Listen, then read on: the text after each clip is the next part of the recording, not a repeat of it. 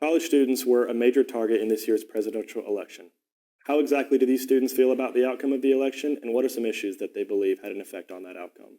At the Georgia Southern Library, where students are deep in their study routines for the upcoming finals week, whether they're relying on group study sessions, on-campus resources, or renting one of these study rooms. In Florida, Trump leads with 10% of the votes, with 4.3 million, while Harris has pulled 3.6 million votes.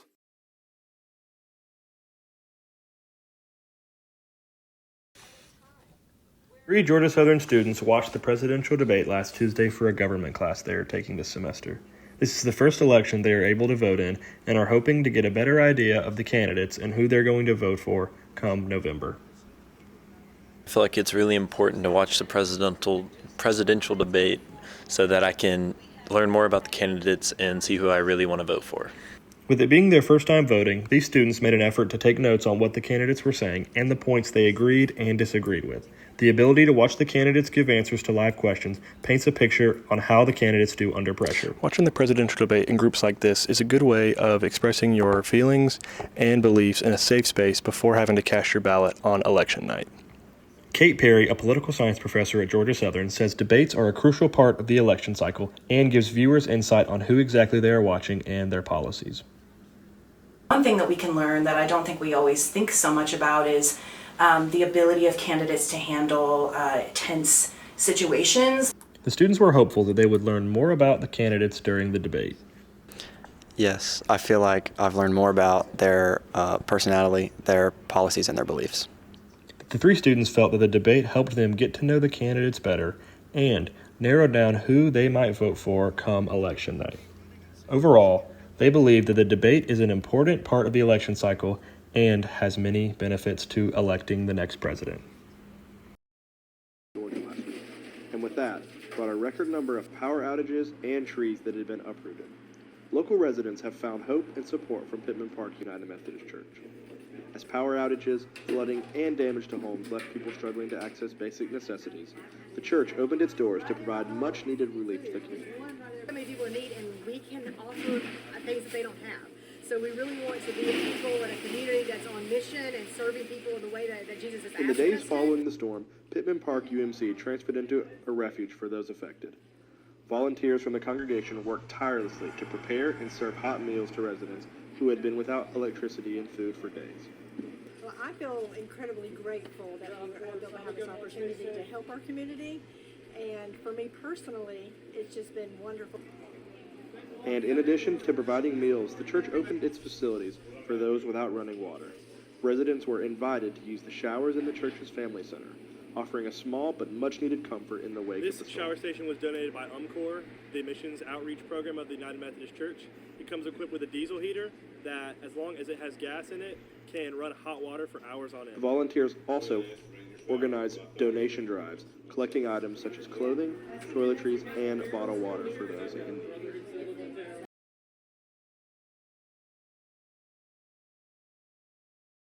Coming up on Eagle News, the Fab Lab and Fix It Fridays were relaunched by the Greener Borough Commission and Georgia Southern Business Innovation Group.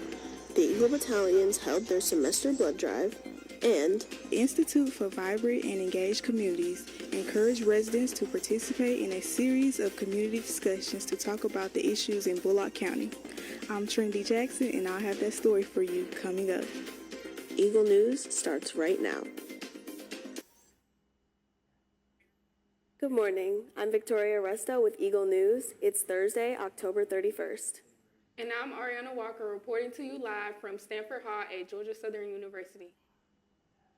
Georgia Southern University and its Statesboro neighbors put their heads together to tackle problems like affordable housing, climate change, and other issues. It's part of a series of conversations to make sure Bullock County is growing in the right direction. Trinity Jackson has the story. Trinity.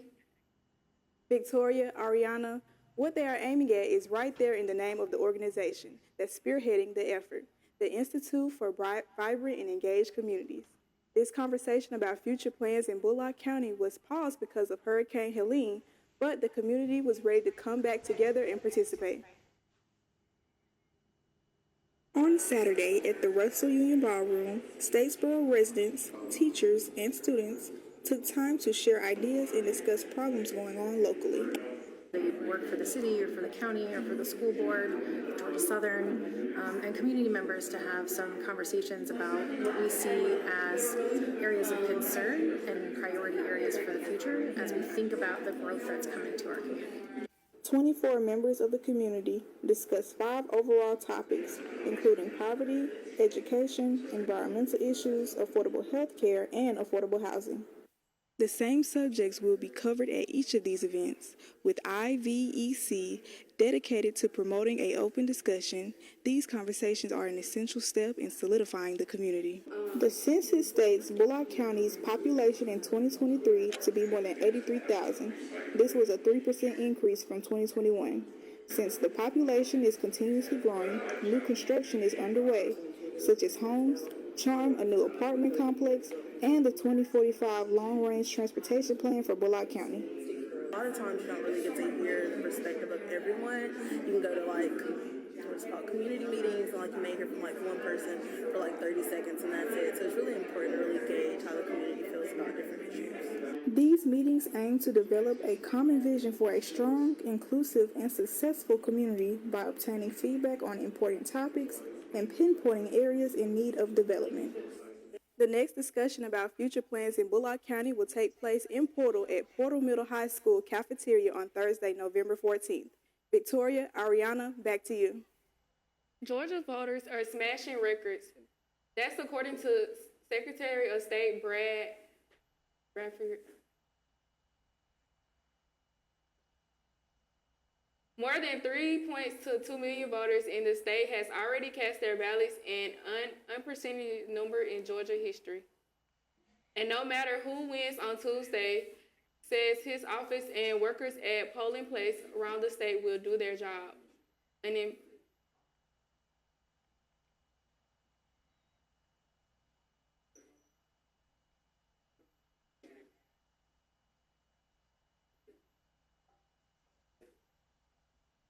I have no control over human behavior, but what I do and what I will make sure, and what I have made sure since 2018, that I will hold both parties accountable to you, the voters of Georgia. And I stand ready to defend the results.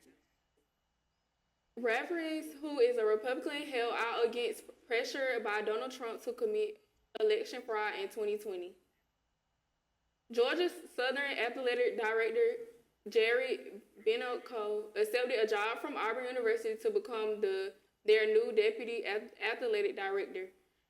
Binoco made the announcement yesterday.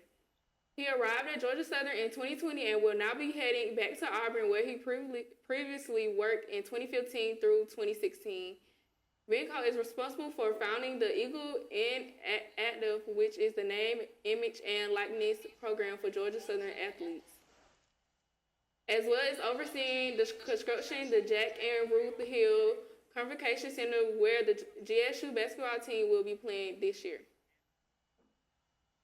State and federal authorities are investigating fires that were set to 3 mail-in ballot boxes to destroy ballots in Portland and Vancouver.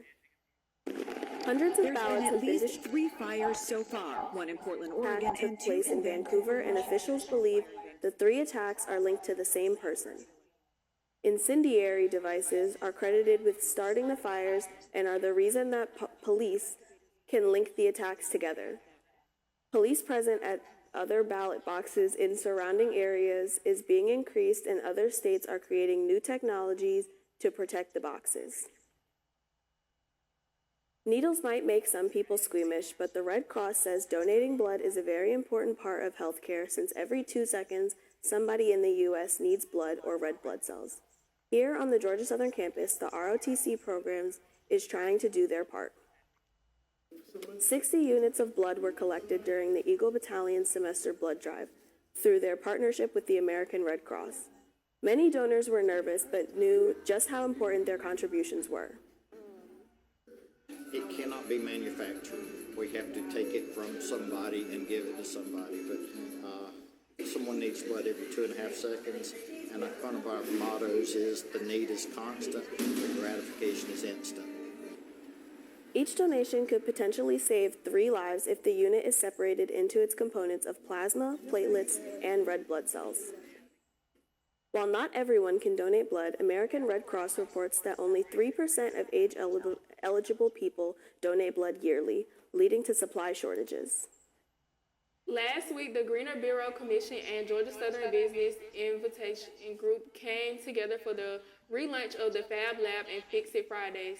The organizations are working together towards the mission of sustainability and invitation.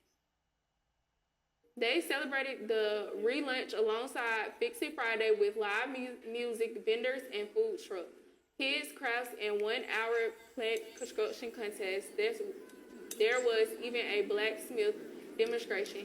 Fix It Friday gives people the opportunity to small appliances and daily items restored for no cost. Who wouldn't love to get their clothing repaired for free, or their bike repaired for free, or their jewelry repaired for free? So, and then also to have access to this amazing equipment that we have here in the Fab Lab. The Fab Lab is open to new users who can subscribe to get access to power tools, 3D printers, laser cutters, and more. Let's just hopefully that Fix It Friday will return more permanently when First Fridays are rescheduled. A new degree in biomedical sciences will debut at Georgia Southern's College of Science and Mathematics next fall. Degree approval will have to come at the University System of Georgia's Board of Regents meeting in Atlanta on October 8th. The new program is the first of its kind offered by a University System of Georgia institution. Still to come on Eagle News, Pittman Park United Methodist Church held a Halloween treat trail. And a man who was arrested following a shooting at the Four Seasons Hotel in Atlanta. Plus,